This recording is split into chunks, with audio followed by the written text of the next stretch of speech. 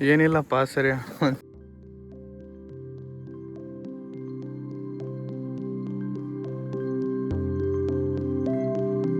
Sunrise ಆಗಕತ್ವಿ, ಆಗಿಲ್ಲ. ಜೈ ಬಜರಂಗ್ ಬಲಿ.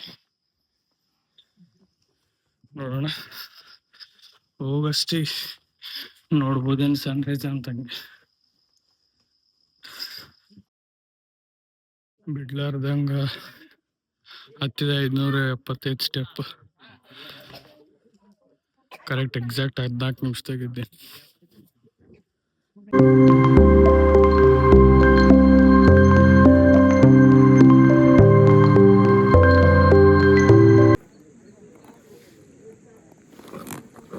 ಏನಿಲ್ಲಪ್ಪ ಸರಿ ಒಂದೇವರು